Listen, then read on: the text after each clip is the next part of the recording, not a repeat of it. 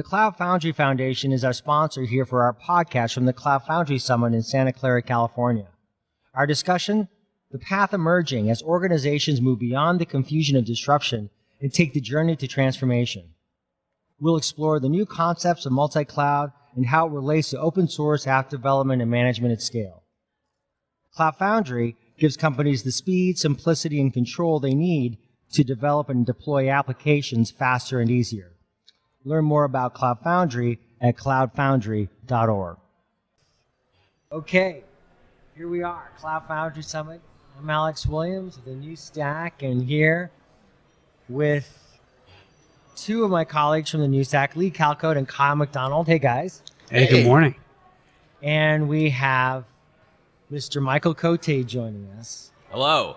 Hello. Who would normally be, who I think of like as the podcaster who would be perfect on drive time in the morning. You know, I was listening to some drive time this morning. That's quite a format. That is quite a format. And when I asked you about this, I thought, you know, you could do like this drive time kind of show. And you said if there are only enough geeks in the world. Right. I'd have to relocate out here or call it in. Yeah, or call it in. There's technology for that. Yeah. So, who could we nominate to be the Trump of our industry to keep that going? Because, right, that's the Trump of our industry. Aren't there like several? Well, so what does this function serve? Well, I'm just saying, you know, that was... Is this for the drive time show? Or it is. Okay. Yeah. So someone who creates the stuff you joke about. Yes. And then allows you to relate it to the serious things as if this is the complete opposite polar... Right. Well, there's that Silicon Valley TV show that I understand is a good source for that. Although it's amazingly ironic. It's real. That's too close to real. Okay. Has anyone asked Trump about open source? Well, as a journalist, this is your chance to shine. You just got to show up. I'm gonna pose a question to Donald Trump right now. What is your thoughts on open source? Yeah, I'm sure he has a lot of people in the open source world who like him. So now we have it out there for him to answer that question for us. Yes. Next time he's in Santa Clara, because I'm sure he'll be making a trip here to Santa Clara. Yeah. We've definitely dodged insulting anyone by saying they would be the Trump of our industry. Okay, so Michael, you're here at the Cloud Foundry Summit. What is your job here? What are you doing here? What is my job here? That's an unexpected question. Well, I basically work on, we call it the advocate team, or as everyone else would know about it, the evangelist team. And as I like to say, I'm like the one who does PowerPoint on the team. So I think my job here is to basically hang out with Pivotal customers and people who like Pivotal and just talk with them, just to enjoy myself and make sure we're having a good time. But then also I was at an analyst breakfast this morning, and the breakfast is actually pretty good. Oh, really? What did they serve? I need to check with the hotel staff. I mean, I'm not actually going to do that. But I think they made a meringue frittata.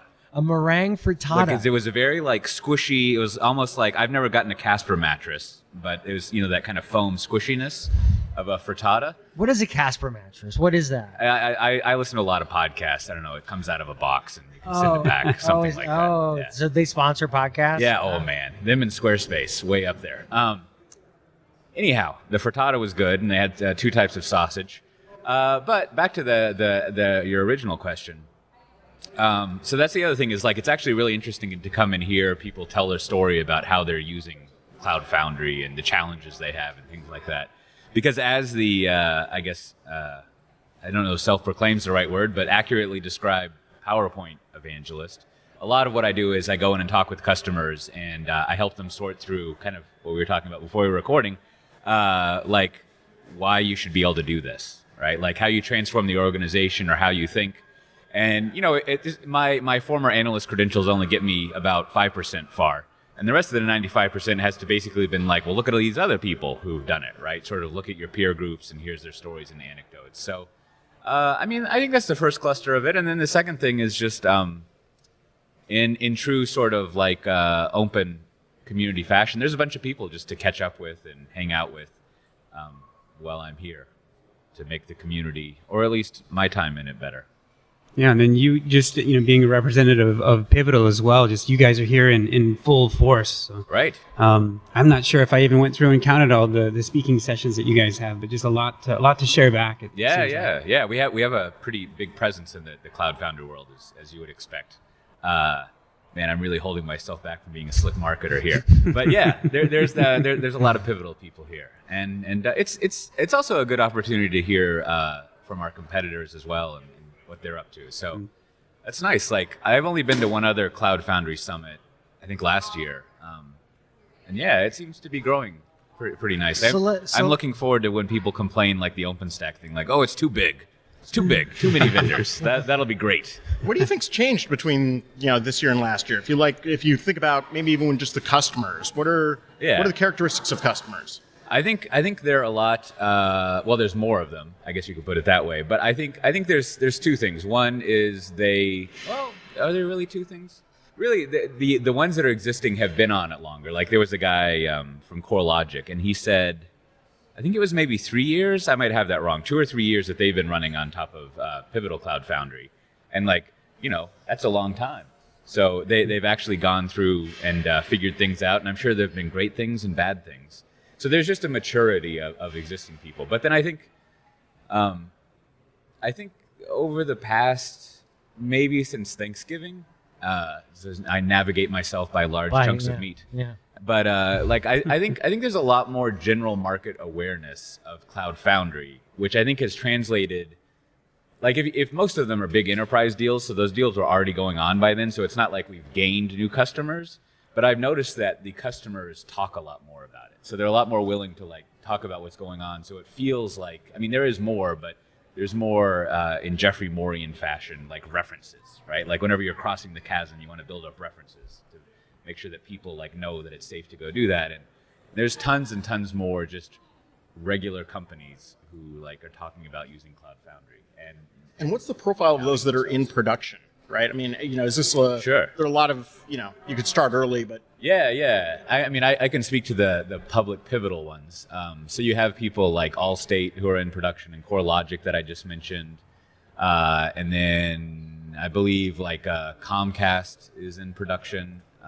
And I think Home Depot has some things in production. So their profile is really, I would describe it as large organizations. There's not really any particular vertical. I mean, obviously, as you get to be large, that brings in a lot of banks, pharma, and federal government, and things like that. But there really is, it's not really industry specialized too much. And then you have industrial people like GE and Bosch and other folks like that. I mean, Why is it that? Why? I think, I don't really know. I can tell you my theory, or one of my theories is, I think, I was talking with this guy, Brian Gregory from Express Scripts, about this. What industries don't need custom software, right? And we were trying to come up with industries that don't need a whole lot of that, or don't need to pay attention to a high degree of design and user experience, right? Because a lot of why you would do custom software is because you want the user experience to be really good instead of poor. And I don't know if it's true, but I was thinking the only industry not like that is maybe I don't know what you call it, but forestry and mining, right? Because you don't really have a user experience. I mean, you probably need custom software for supply chain and planning out digging and things like that, but it's not like an Allstate where they've got lots of individuals they're dealing with, or even an industrial company where they have individuals making decisions. And I'm sure someone from mining and lumberjacking can come and tell me otherwise. But anyways, I think these large organizations, to get more directly to your question, they've had IT forever, right? There's a I guess it's funny for us, but it's kind of funny for us, testimony of the IRS that they're still running systems from the Kennedy era, right? And so that's on one side of the gradient, but not that far further back from it are just these huge organizations that have been running software forever. And again, my theory is they haven't really refreshed their software development layer over the past 10 years. And so, one, they need to, right? They're running on creaky old stacks. And I think from the infrastructure layer all the way up to the application development layer, and then also the delivery layer, the mobile and client stuff, all that technology, it more or less works right now, right? If we were to go back about 3 years, it was really expensive to get that full end-to-end experience to work, right? Like the OpenStack world spent a lot of time climbing up and getting the lower parts of that level working. And now we have things like Cloud Foundry and the other alternatives that are out there, and you can pretty much cobble that stuff together and get a good stack. So, and again, this is just my theory. I'm sure someone's got a better chart, but it seems like there really is a need to update and refresh the custom-written software portfolio, and the technology works. So my question then becomes, you have open, Cloud Foundry. Anyone can use Cloud Foundry, and then you have like the versions that are developed by companies like Pivotal, right? Pivotal CF and Bluemix and such. So I guess I'm wondering. I always wonder, like, what is the balance for you in that world? So you think about, a company like that may have adopted Pivotal CF and now they're doing their own Cloud Foundry installation. Uh-huh. Is that counter to your business? Oh, you mean that they're using open source Cloud Foundry? I mean, it always can be. Like, not getting money is usually counter to business. So there's that. But this also came up in that analyst breakfast where who was it? I forget who asked. I think it was Cloud Dawn, as it were. And he said, "Why did you choose a commercial distribution versus doing open source?" And the people on the panel were both HP and Pivotal customers, and both the answers across all of them were essentially, we wanted help. Like, we wanted people to help us get this up and running, and we wanted support. Like, the classic reason why you buy enterprise software is we want people to be able to call and help us to fit it all together, because it's at the scale that we operate, it's complicated. And a few of the guy from Express Scripts, Brian, and Core Logic, the answers they added, in particular to Pivotal, was we also wanted to inject the Pivotal culture, the way of developing software and the Pivotal way of doing things, and kind of bring all of that in as well.